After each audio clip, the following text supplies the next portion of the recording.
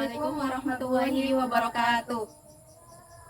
Perkenalkan, nama saya Anis Kulit Tamima. Dan saya Bunga Kamelia. Kami dari mahasiswa Prodi PGSD semester 2 Kampus 2 Umus Losari, Universitas Muhadi Setiabudi. Saat ini kami akan menemui seseorang yang sangat menginspirasi kita semua, seorang wanita yang tidak hanya sukses di dunia karir tetapi pendidikan juga.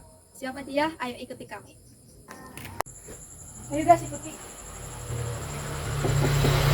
Assalamualaikum. Mangga masuk. Duduk. Dari mana ya? Kami mahasiswa Prodi PGSD Kampus 2 Losari. Kampus Umus Ibu. Ya, Oh yang di mana Mbak? yang di Losari. Oh yang di Brebes kan ada ya? Iya, nah itu cabangnya. Oh, Ya, iya. kami di situ.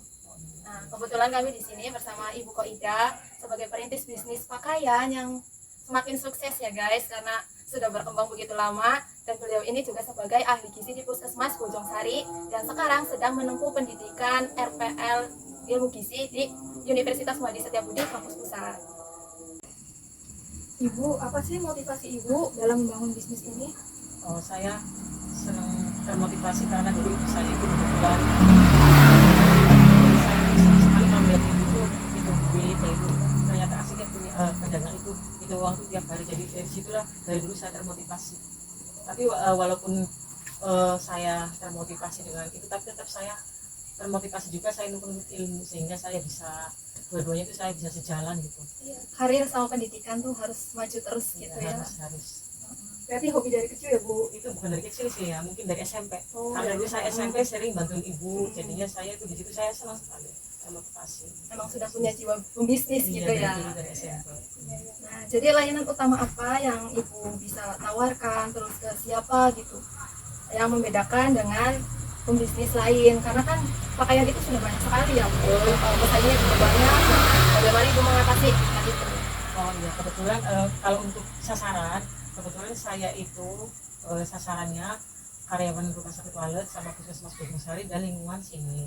Cuman yang membedakan mungkin di sini itu kalau saya itu bisa cash dan bisa tempo, bahkan bisa boleh ngutang.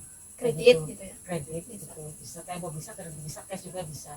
Karakteristik dari bisnis Ibu itu apa sih yang membedakan dari bisnis orang lain? Oh, kalau orang lain mungkin kalau bisnis baju aja, perabotan aja, sembako aja. Kalau saya ini bisnisnya itu komplit, apa aja bisa, baju bisa, misalnya minta barang kalau di sini nggak ada, bisa mulai dari bahan, dari sekolah, dari semuanya itu ada. Kalau di sini nggak ada, sehingga untuk jadi permintaan konsumen itu bisa kami layani apa aja. Jadi yang konsumen minta itu Ibu selalu sediakan. Iya. Tapi saya juga lihat dari konsumennya, bagaimana konsumennya. Karena kan tadi bayarnya kan saya Saling percaya dulu ya bersama konsumennya. Nah, lalu dari banyaknya persaingan nih, hal apa yang harus Ibu perhatikan atau harus ditinggalkan? Pilih-pilihnya gimana tuh, biar nanti nggak ada hal-hal yang tidak baik yang menimpa bisnis Ibu lagi. Atau dulunya pernah gimana pas merintis atau apa gagal? merintis. Oh iya. Nah dulu itu saya pertama kerja saya dulu merintis sendal, sepatu, lanjut ke kerudung, habis itu lanjut ke gamis. Karena banyak permintaan kesana, akhirnya alhamdulillah sekarang udah sampai komplit ya, dari nol sampai sekarang. Berarti pernah gagal Bu? Maksudnya pernah di bawah gitu sebelum ini banyak sekali kayak gitu? Oh pernah, saya dulu pernah ikut yang tadi saya sebutkan. Dulu saya hanya bisnisnya sandal sama sepatu, lanjut ke kerudung. Awal-awalnya jadi itu.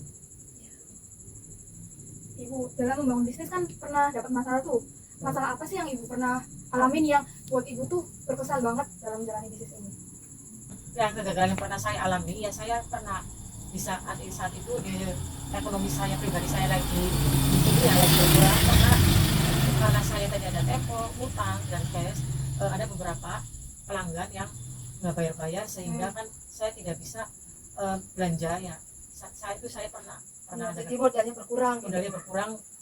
Ya mungkin semua orang bisnis tidak selalu di atas ya, pasti ada pernah ada di bawahnya, karena tapi dengan walaupun saya pernah kejadian seperti itu, tapi saya semangatnya tinggi, ini pasti saya bisa teratasi dan alhamdulillah bisa teratasi sehingga saya bisa seperti ini. Ya, nah satu lagi nih yang terakhir, sebagai wanita kan ya banyak orang beranggapan bahwa karir dan pendidikan itu tidak bisa sejalan, apalagi ketika sudah berumah tangga. Nah, bagaimana ibu cara mengatasinya ketika bisnis ibu jalan nih lagi rame-ramenya, terus kuliahnya juga harus bagaimana, pekerjaan ibu bagaimana, yang di puskesmas, yang di sakit, nah terus kegiatan di rumah tangga ibu tuh gimana, ngurus anak, suami dan Oh, lain-lain. iya. Nah, itu sangat penting itu. Oh iya, Gimana? iya, iya. Ya, kebetulan ini saya pribadi, saya perempuan, saya orang bekerja dan saya berkarir juga. Saya kalau untuk suami, mungkin urus suami itu saya bangun pagi ya. Itu saya pagi sebelum subuh udah bangun, udah nyiapin sarapan. Nasi itu harus sudah ada. Kalaupun lauk itu tinggal beli sekarang kan banyak masakan instan, kita nggak usah ribet dengan harus masak ya. Jadi bisa dengan lauknya dengan membeli ya untuk rumah.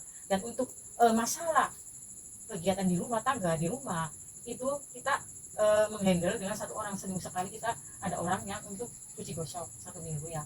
Terus kalau untuk kerjaan di puskesmas, kebetulan anak gizi di puskesmas itu ada 2, sehingga alhamdulillah tidak begitu keteteran dengan pekerjaan. Dengan kuliah karena kebetulan saya RPL, tapi walaupun RPL saya itu kuliahnya seperti reguler Senin sampai Jumat.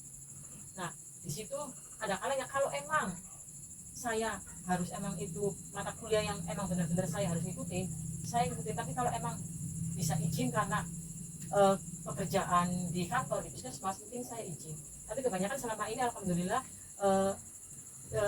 masalah kuliah jarang nggak berangkat, tapi kebanyakan saya itu berangkat. Jadi emang saya itu kebanyakan yang kuliah itu dikhususkan jadi untuk mengerjakan hal-hal yang penting agar tidak ketinggalan dengan yang lainnya. Jadi pilih-pilih manajemen yang pentingnya banget nih, yang harus diurus dulu, mana yang bisa hari-hari berikutnya mana, kayak gitu ya Bu ya. Luar biasa sekali pengaturan waktunya sama Ibu. Semoga sukses selalu Amin, karirnya, amin, pendidikannya, amin, lulus amin, dengan nilai terbaik ya Bu. Amin. Amin. Semoga kalian juga Amin. nanti kuliahnya sukses, menjadi karirnya sukses, menjadi wanita, menjadi barangkali mau usaha, monggo ya bisa usaha. Iya. Apalagi SD itu benar, dan waktunya kan masih Masih banyak longgar. ya. Iya, itu nanti bisa waktu diluangkan untuk bisnis apa aja. Yang penting kan satu, kita itu harus senang dulu dengan bisnis itu. Gitu ya, bisa kita itu bisnisnya lanjut. Oke, jadi begitulah kisah inspiratif dari Ibu Koida, wanita yang sangat luar biasa. Semoga bisa menginspirasi bagi wanita-wanita di luar untuk terus berkarir, maju ke depan, dan terus mewujudkan mimpinya. See you. Hai.